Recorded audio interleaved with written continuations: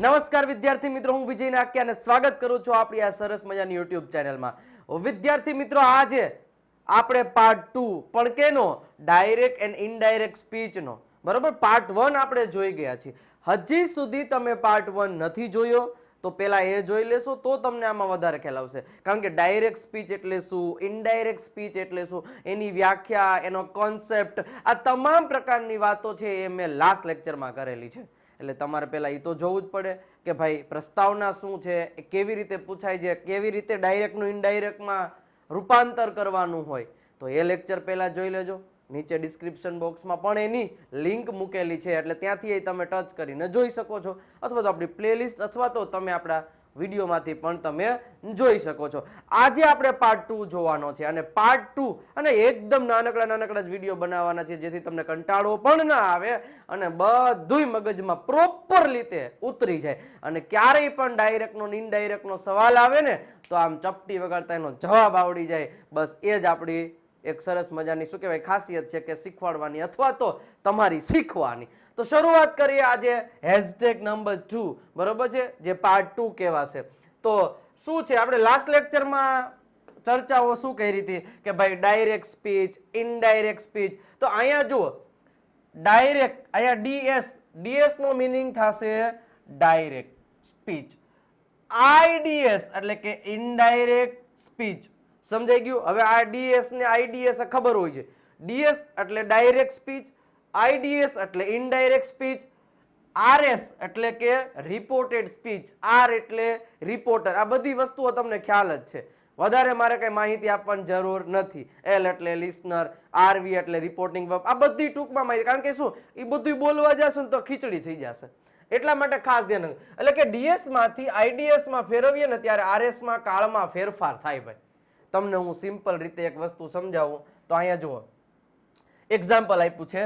તો કેમ ફેરવવાનું હોય અને પરીક્ષામાં કેમ પૂછાય છે, એને કેમ ફેરવવાની બધી નિયમો છે, ચિંતા નથી કરવાની. જો અહીંયા એક એક્ઝામ્પલ, આવી રીતે પૂછાય અને આવી રીતે પૂછાય, આ બે ફોર્મેટ છે પરીક્ષામાં પૂછાવવા માટે. એ કોમ્પિટિટિવ એક્ઝામ હોય તોય ભરે, ધોરણ 10 હોય તોય ભરે. ધોરણ 10 માં આવી રીતે પૂછાય છે, ધોરણ 12 માં આવી રીતે પૂછાય, ક્યારેક આવી રીતે પૂછાય, કઈ નક્કી નહીં. પણ આપણને બધાય ફોર્મેટમાં ટૂંકમાં આવડતું હોવું જોઈએ. સમજાઈ ગયું? દરેક ફોર્મેટમાં આપણને આવડતું હોવું જોઈએ, બાકી કાંઈ ચિંતા કરવાની નથી. ઓકે, તો હવે જુઓ અહીં શું લખ્યું છે, મીના સેડ ટુ રીના. મીનાએ રીનાને કીધું, comma double inverted comma, Tina buys a car, Tina car ખરીદે છે. આવી રીતે હોય, આ ડાયરેક્ટ સ્પીચ કહેવાય. જો જેમાં કોમા ને ડબલ ઇન્વર્ટેડ કોમા ને આવી બધી વસ્તુ હોય પણ એને ડાયરેક્ટ સ્પીચ જ હોય. પછી આવા જ્યારે ડાયલોગના ફોર્મમાં આપેલું હોય ને તો એ ડાયરેક્ટ સ્પીચ કહેવાય. અહીંયા મીના સેઝ, મીનાએ કહે છે Tina buys a car, Tina car ખરીદે. પછી રીના કહે છે why do you buy this car, શા માટે તમે આ કાર ખરીદો છો? અહીં ક્વેશ્ચન માર્ક આવશે.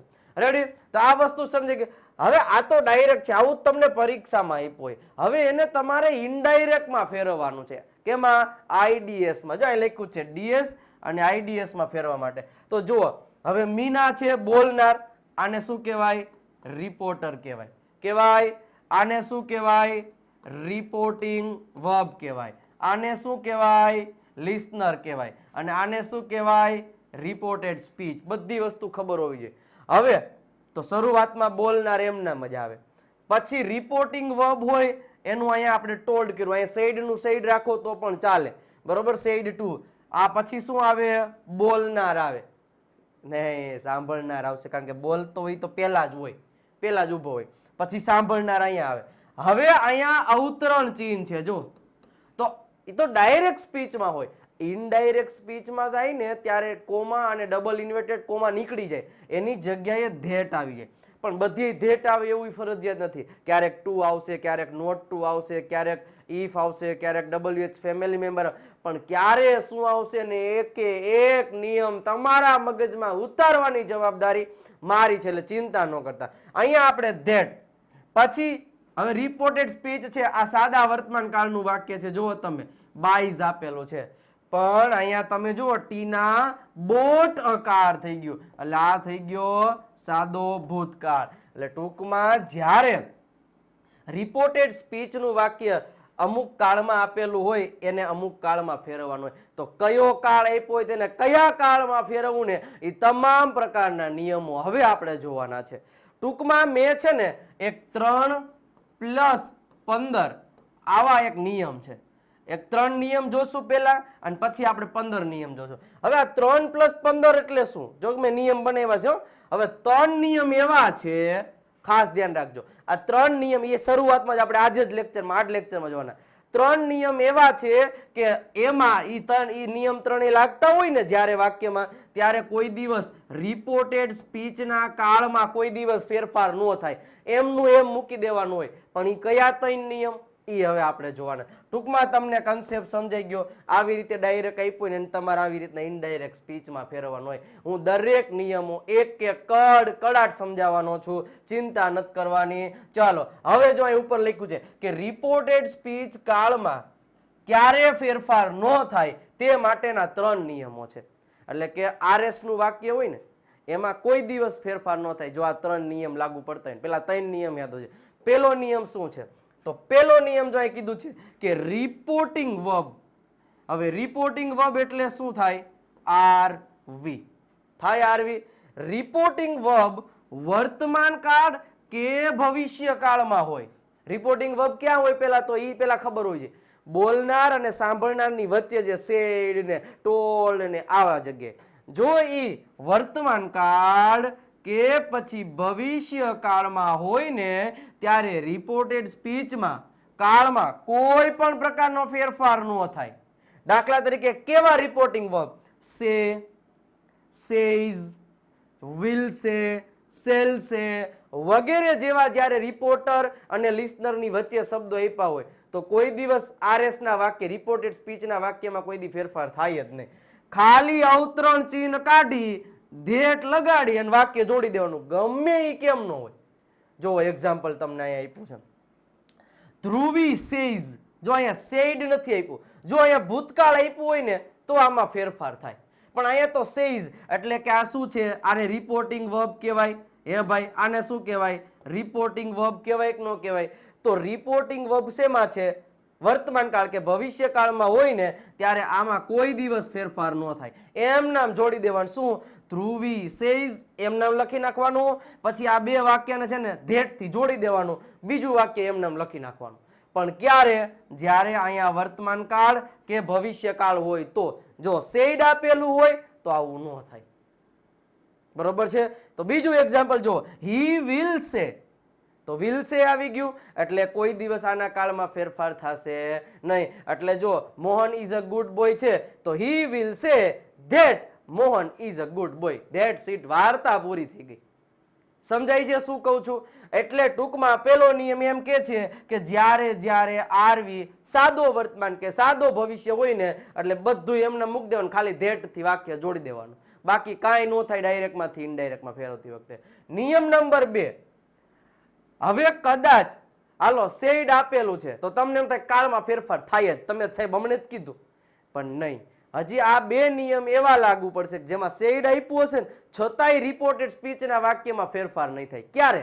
તો જુઓ, વાક્ય વાક્ય નથી, વાક્ય સનાતન સત્ય એ કોને કહેવાય તમને ખબર જ છે. કહેવતો કે વિજ્ઞાનના સિદ્ધાંત સૂચવતું હોય તો તેમાંય કોઈ દિવસ ફેરફાર ન થાય. બરોબર છે? અને એમાં શું કરવાનું? ફક્ત અવતરણ ચિહ્ન કાઢી ધેટ થી વાક્ય જોડી દેવાનું હોય. દાખલા તરીકે તમે જો એક્ઝામ્પલ એટલે હવે તમને સમજાઈ જશે. The Newton said. હવે સેડ આવી ગયું એટલે આપણને ખબર પડી ગઈ કે RS ના વાક્યમાં ફેરફાર થાય ને થાય જ. પણ નો થાય. ક્યારે? જો RS નું વાક્ય, RS એટલે કે ડબલ ઇન્વર્ટેડ કોમામાં હોય ને RS નું વાક્ય કહેવાય. જો RS નું વાક્ય સનાતન સત્ય હોય, કહેવત હોય કે પછી વિજ્ઞાનના સિદ્ધાંતો હોય તો પણ એના કાળમાં કોઈ દી ફેરફાર ન થાય. જે કાળ હોય એ જ કાળ મૂકી દેવાનો. ન્યૂટને શું કીધું કે the earth has gravitational force, કે પૃથ્વીને પોતાનું ગુરુત્વાકર્ષણ બળ છે. ભાઈ એ તો સનાતન સત્ય છે, એ તો છે જ અને રહેવાનું અને હતું જ. આજથી લાખો વર્ષ પહેલા હતું, અત્યારે છે ને લાખો વર્ષ પછી પણ રહેવાનું. એટલે આમાં કોઈ દી ફેરફાર ન થાય. કોઈ દી એમ બોલે કે પૃથ્વીનું ગુરુત્વાકર્ષણ બળ હતું? નો બોલાય એટલે જ કાળમાં ફેરફાર ન થાય કે પૃથ્વીનું ગુરુત્વાકર્ષણ બળ હશે એવું થઈ જાય, નો થાય. જે કાળમાં આપ્યું એ જ કાળમાં રાખવાનું. આનું કારણ આ છે, બાકી કોઈ કારણ નથી કે શું કામ સર કાળ નો ચેન્જ થાય. કારણ આ કે ભાઈ એમાં એનો મતલબ નો બદલે, કહેવતના મતલબ બને, બદલે કોઈ દિવસ. વૈજ્ઞાનિકોએ જે વાત કરી હોય એમાં કોઈ દી કઈ ફેર પડે નો પડે ભાઈ. એટલે ઈ વાક્ય એમનામ જ રહે, એના ઈ જ કાળમાં રહે અને ઈ વર્તમાનમાં જ આપ્યા હોય.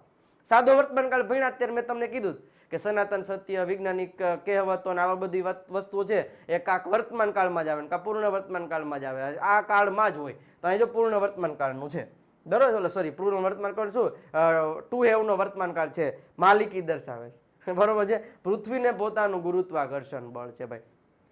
તો જો ન્યૂટન સેડ નું સેડ, ખાલી આવા ડોટ કાઢી, સોરી કોમા ઇન્વર્ટેડ કોમા કાઢી ધેટ લગાડી અને બાકીનું વાક્ય એમ નામ જોડી દેવાનું. ક્યારે? જ્યારે અહીંયા કહેવત આપી હોય કે પછી સિદ્ધાંતો આપ્યા વિજ્ઞાનના કે પછી સનાતન સત્ય વાક્ય આપ્યું. બીજું જુઓ, જીઓગ્રાફી ટીચર્સ, જીઓગ્રાફી ટીચર એટલે સમાજના શિક્ષક ભાઈ. સેડ શું કીધું કે ધ અર્થ ઇઝ રાઉન્ડ, કે પૃથ્વી ગોળ છે ભાઈ. તો સાચી જ વાત છે, એ કઈ કોઈ સનાતન સત્ય વાક્ય છે. તો જીઓગ્રાફી ટીચર સેડ, પછી આ કોમા ડબલ ઇન્વર્ટેડ કોમા કાઢીને ધેટ લગાડવાનું, the earth is round, earth was round નો થાય. શું કામ? ભાઈ સનાતન સત્ય વાક્ય. બે નિયમ જોઈએ આપણે કે જો પેલો નિયમ શું જોયો હતો કે જો આરવી છે રિપોર્ટિંગ વર્બ, જો એ વર્તમાન કાળ કે ભવિષ્ય કાળ હોય તો કોઈ દિવસ આના કાળમાં ફેરફાર ન થાય. જો અહીંયા કદાચ ભૂતકાળ છે અને આ વાક્ય છે એ કદાચ આ ત્રણમાંથી એક હોય તો એના કાળમાં કોઈ દી ફેરફાર ન થાય. સમજાઈ ગયું? હવે નિયમ નંબર 3, નિયમ નંબર 3 શું કે છે કે રિપોર્ટેડ સ્પીચનું વાક્ય જો પૂર્ણ ભૂતકાળનું હોય, શેનું હોય? પૂર્ણ ભૂતકાળનું, તો તેને આ ઇનડાયરેક્ટ સ્પીચમાં ફેરવીએ ને ત્યારે તેના કાળમાં કોઈ દિવસ ફેરફાર ન થાય. હા, 3 નિયમ યાદ રાખવાના. 3 નિયમ કીધું 3 + 15 અને ધેટ થી વાક્ય જોડી દેવાનું. શું કીધું કે જ્યારે આરએસ નું વાક્ય પૂર્ણ ભૂતકાળ. હવે પૂર્ણ ભૂતકાળ એટલે શું? તો કે હેડ અને એની સાથે ક્રિયાપદનું V3 નું રૂપ આપેલું હોય ને એટલે પૂર્ણ ભૂતકાળ કહેવાય. તો જ્યારે કોઈ પણ અવતરણ ચિહ્નમાં પૂર્ણ ભૂતકાળનું વાક્ય હોય ત્યારે પણ એના કાળમાં કોઈ દિવસ ચેન્જ ન થાય. પૂર્ણ ભૂતકાળનું વાક્ય પૂર્ણ ભૂતકાળમાં જ રહે. સમજાઈ ગયું? તો અહીંયા જો મિસ્ટર શાહ સેડ, મિસ્ટર શાહે કીધું કે Anand had seen many lions in the forest of Gir. બરોબર છે? તો અહીંયા જો હેડ પ્લસ V3 આપેલું છે. તો સિમ્પલ વસ્તુ છે કે મિસ્ટર શાહ સેડ ધેટ, ખાલી અવતરણ ચિહ્ન કાઢીને ધેટ લગાડે. આ 3 નિયમ એવા છે. જો બાકીનું વાક્ય એમ નામ છે, એમાં ફૂલ સ્ટોપ લાગી જાય. અને જ્યારે ડાયરેક્ટ માંથી ઇનડાયરેક્ટમાં ફેરો ત્યારે આ અવતરણ ચિહ્ન નીકળી જાય હો ભાઈ, કારણ કે એની જગ્યાએ ધેટ આવી ગયું. સંયોજક કહેવાય આને. સમજાઈ ગયું?